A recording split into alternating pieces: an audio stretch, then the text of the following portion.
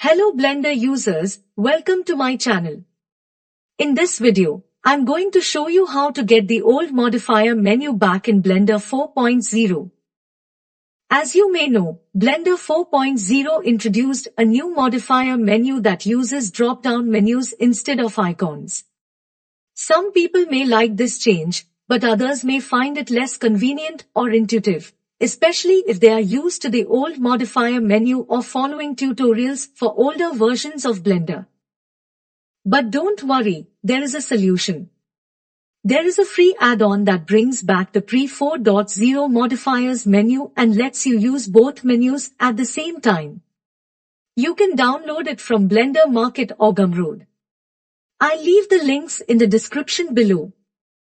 To install the add-on, go to Edit Preferences Add-ons Install and select the zip file that you downloaded. Then enable the add-on by checking the box next to it. You should see a new tab called Modifiers in the Properties panel. Now you can access the old modifier menu by clicking on the Modifiers tab. That's it for this video. I hope you found it helpful. If you did, please give it a thumbs up and subscribe to my channel for more Blender tutorials. Thanks for watching and see you in the next video.